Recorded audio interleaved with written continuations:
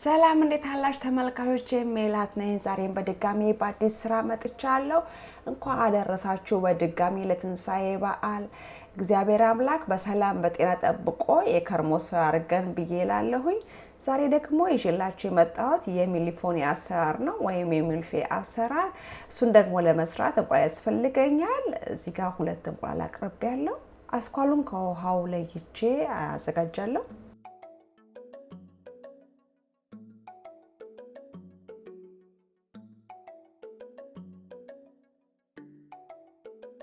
ከዛም ስኳር ጨምሬ አማስለዋለሁ።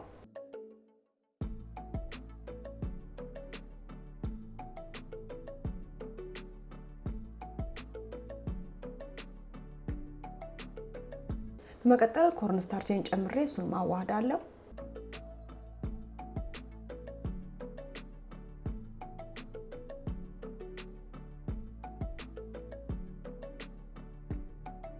ከዛ ወተት ነው የምጨምረው። እንደዚህ ዋሃደልኝ ወተቱን እንደዚህ ጨምርና እሱንም በደንብ አርጌ አማስዬ እለውሰዋለሁ ማለት ነው።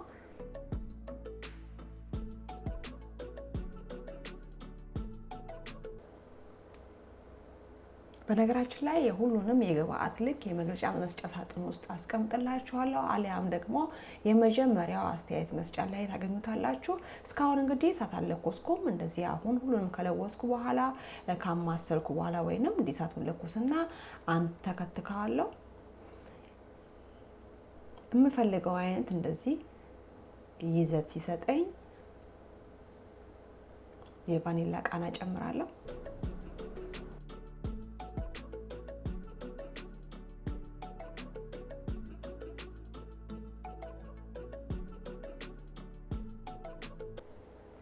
ከዛ ከሳቱ ላይ ፈቀቅ አረግና በጣም ቆንጆ ለስላሳና ፍፍት ያለ ክሬም እንዲሆን የገበታ ቅቤ ጨምራለሁ።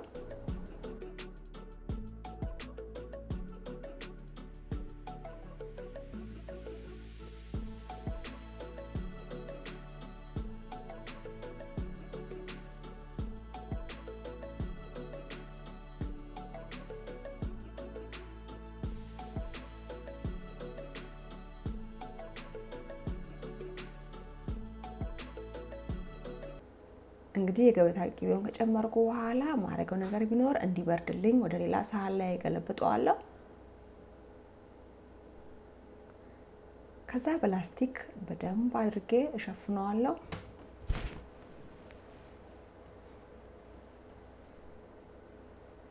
ከውስጥ እንግዲህ ምንም አይነት አየር ሊኖረው አይገባም። በደንብ ልጥፍ ማለቱን ማረጋገጥ መቻል አለብን። ምክንያቱም አየር ካለው እንደ ስልባቦት ነገር ወይም ከላይ እንደ ቅርፊት ነገር ይሰራና እሱ ደግሞ ቆንጆ ክሬም እንዲሆን አድርገው ማለት ነው። ወይ ቀፈን ከላይ መጣል ይገባናል። ስለዚህ ያ ነገር እንዳይከሰት እንግዲህ በደንብ አድርገን ላስቲኩን ማልበስ ይገባናል ማለት ነው። እዚህ ጋር ፓስትሪ ዶሮ ያለኝ እሱን እንደዚህ መጋገሪያ ሳህን ላይ ዘረጋና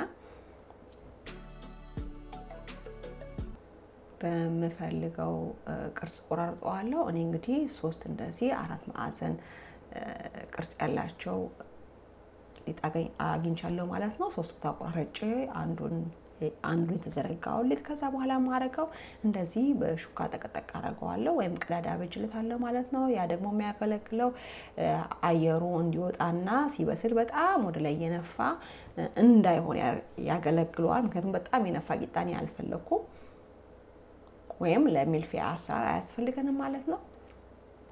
ከዛ በ180 ዲግሪ ሴልሺየስ ለ20 ደቂቃ ካበሰልኩት በኋላ እንግዲህ እንደዚህ አይነት ይዘት ያለው ቂጣ ሰጥቶናል።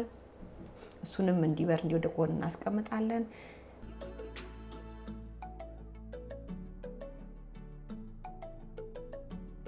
ከዛ ፔስትሪ ክሬማችን እና ቂጣው መብረዱን ስናረጋግጥ አሁን ደግሞ እዚህ ጋር ፍሬሽ ክሬም እንሰራለን።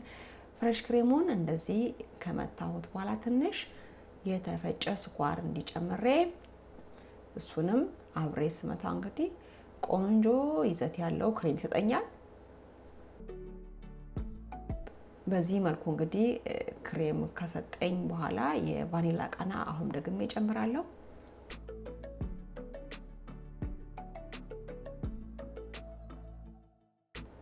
እዛ ፍሬሽ ክሬሜንም ከጨረስኩ በኋላ እዚህ ጋር እንደምታዩት እንግዲህ ክሬሜ መጀመሪያ የሰራሁት ማለት ነው ፒስትሪ ክሬሜ እንደዚህ ግግር ብሎ በርዷል። ያንን ደግሞ እንደዚህ በማማሲያ በደንብ አረጌ አማስዬ ቆንጆ ልስልስ ያለ ክሬም እንዲሆን አድርገዋለሁ።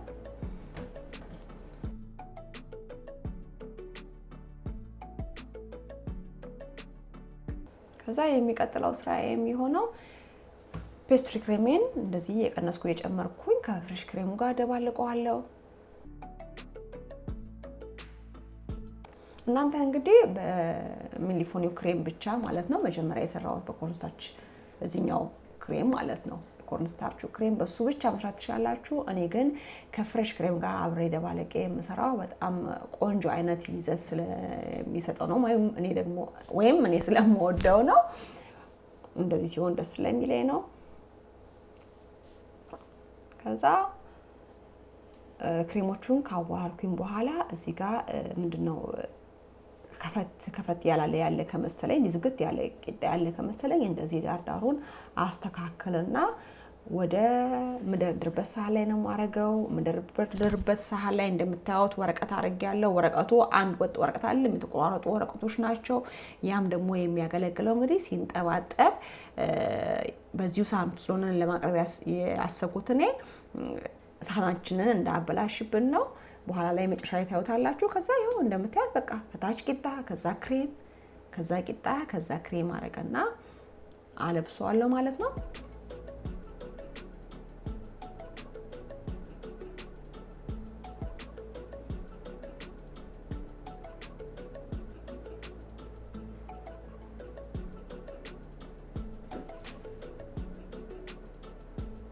እንግዲህ ሚሊፎኒ በጣም ቀላል በቃ ምንም ጣፋጭ መስራት ብትችሉም ባትችሉም አንድ ቀናታችሁ ለተሰሩት የምትችሉ አይነት ጣፋጭ ነው። ለዛም ነው እኔ ዛሬ ይዤላችሁ የመጣሁት።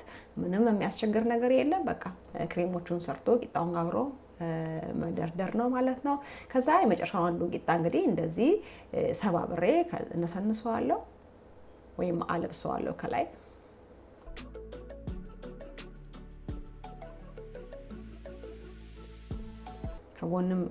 ከጎንም እንዲህ በደንብ ካለበስኩት በኋላ የመጨረሻ እንግዲህ ግብአት የሚቀረኝ ለማሳመሪያ ከላይ እንደዚህ ስኳር የተፈጨ ስኳር ንስንስ አረጋበታለሁ። ቅድም እንግዲህ ሳህናችን እንዳይነካካብን ያገለግላል ብዬ ያልኳችሁ አንደኛው ዘዴ ይሄኛው ነው ማለት ነው። አይሽታለ የተንጠባጠበው ከወረቀቱ ጋር ይወገዳል ማለት ነው። ከዛ በቃ ንጹህ ሳህን ታገኛላችሁ ማለት ነው። እንግዲህ ለዛሬ የነበረኝ የሚሊፎኒ አሰራር ይሄንን ይመስል ነበር። አዲስ ያማችሁ ቻናሌን ሰብስክራይብ ያረጋችሁ የቻናሌ ቤተሰብ ሁኑ። የደወል ምልክቱን ደግሞ መጫን ኦል የምትለዋን ነካረጋችሁ ሁሌ የምሰራው ቪዲዮ ወደ እናንተ እንዲደርስ አድርጉ። የሰራሁትን ሚሊፎኒ እንደወዳችሁት ተስፋ አረጋለሁ። ከወደዳችሁት ደግሞ ላይክ ማድረጋችሁን አትርሱ። በሌላ ቆንጆ የምግብ ስራ እስከምንገናኝ ሰላም ሁኑልኝ። ባይ ባይ።